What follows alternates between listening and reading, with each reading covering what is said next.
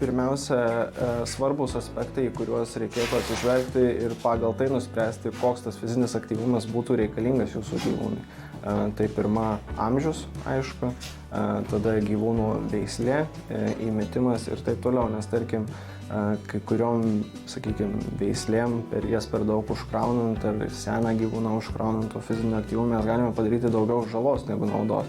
Nes tarkim, mes tikrai nebėgsim kroso su kokiu anglų buldogu, prancūzų buldogu, nes tai greičiausiai bus didelė žala.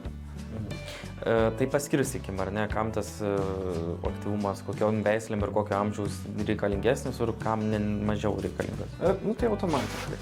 Senam gyvūnui to fizinio krūvio reikia mažiau, jaunam ir vidutinio amžiaus dažniausiai reikia daugiau ir tai yra normalu, lygiai taip pat kaip ir žmonėms.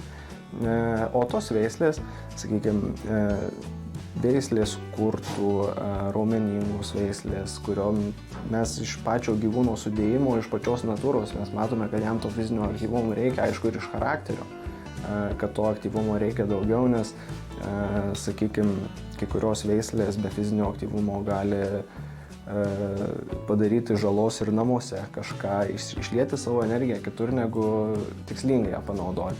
O tos veislės, kurios yra, sakykime, bukusnukių, anglų buldogai, prancūzų buldogai, jiems tas fizinis aktyvumas automatiškai yra mažiau reikalingas, nes jie neturi fizinių galimybių jam ir, sakykime, tas jų bukusnukis neleidžia normaliai kvėpuoti didelio fizinio aktyvumo metu. Koks tas fizinis aktyvumas turėtų būti? Tai paprasčiausi žaidimai ar?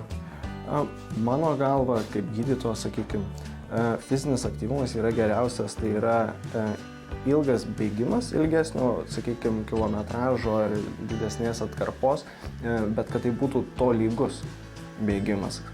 Aišku, geriausia lygių kažkokiu pagrindu, kaip ir žmonės bėga, tarkim, sakykime, vakarais ar ten rytais pabėgioti, taip geriausia ir su gyvūnu. Siekiant išvengti staigių krypties keitimų, nelygių paviršių, visokių stabdymų staigių, taip mes, aišku, išvengsime traumų savo gyvūnų. Kokie galbūt požymiai, kad tas fizinis krūvis augintiniui jau yra per didelis, reikėtų jį truputėlį mažinti? Kaip ir žmogus, taip ir gyvūnas tai puikiai parodys. Jis tiesiog nebenorės to fizinio krūvio, jis taip pat gali vasaros metu perkaisti ir panašus dalykai.